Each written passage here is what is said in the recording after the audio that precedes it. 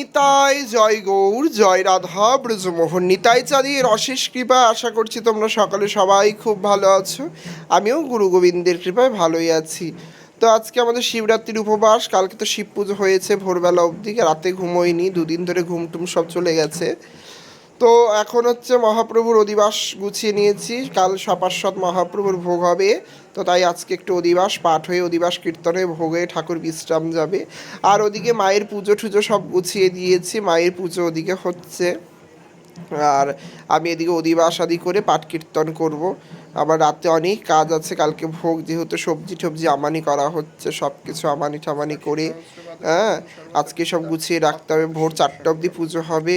আবার আজকেও ভোগের রান্না আছে, যেহেতু মায়ের ভোগ হবে। আমাদের ব্রত থাকলেও কালী পুজো ভোগ, অন্ন ভোগ তো হবেই। আর হচ্ছে তোমার কালকে ভোরবেলায় মঙ্গল আরতি করে আমি অর্চনা করব, ওদিকে প্রকাশ ফটাফট সকালবেলায় রান্না বসিয়ে দেবে।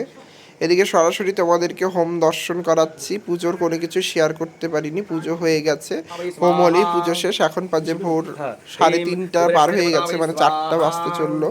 এখন পুজো হয়ে গেলেই বিসর্জন হবে মায়ের। বিসর্জন হয়ে যাওয়ার পরে এই জায়গা পরিষ্কার টরিষ্কার সব করে ঠরে তারপর ভোগের রসে এই জায়গাতেই করতে হবে।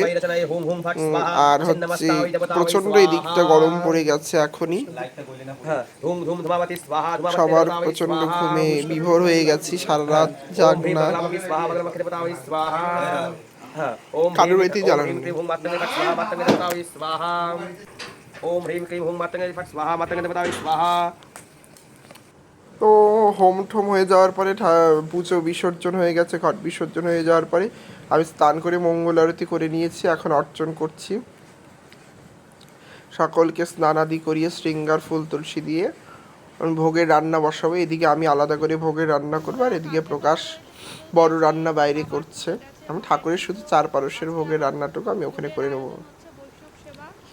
আর বড় রান্নাও বাইরেই করে নিচ্ছে, কারণ বড় রান্নার সাথে ঠাকুরের ভোগের রান্না একসাথে করলে আমার এটা একদমই পছন্দ না, আর আমাদের গুরুদেবেরও নিষেধ। তাই ভোগের রান্নাটা অল্প করে আলাদাই করা ভালো, এতে নিষ্ঠা সদাচারটা বুঝিয়ে থাকে। আর বড় রান্নাটা আলাদা এদিকে করলে পরে প্রসাদ এদিকে এনে মিশিয়ে দিলাম, কোনো অসুবিধা নেই। ভোগের রান্নাটা যতটুকু যেই পারসে ভোগ হবে 4টা 7টা ওই পরিমাণে রান্না করে ভগবানের ভোগ দিলে নিষ্ঠা সদাচারটা বুঝিয়ে রেখে তৃপ্তি হয় আমার। তো এই হচ্ছে ঠাকুরের দর্শন করে সকলে অর্চন হয়ে গেছে, শৃঙ্গার চলছে, এখনও শেষ হয়নি। মালা ঠালা সব পরানো হচ্ছে আস্তে আস্তে। আমি ওদিকে ফুল তুলসী দিচ্ছি, বাল্য ভোগ লাগবে, এখনও লাগেনি। আর একদিকে আমি রান্নাও করছি, অর্চনা করছি, সোজাসুজি তোমাদের ভোগ দর্শন করিয়ে দিলাম। আর রসই টসের কোনো ভিডিও করতে পারিনি। ভগবানের ভোগ দর্শন করে আরতি হয়ে গেছে, তারপর একটু আরতি দর্শন করাবো। তো আমার এই ভিডিওটা যদি ভালো লেগে থাকে অবশ্যই পেজটিকে ফলো করবে। দেখা হচ্ছে পরের ভিডিও।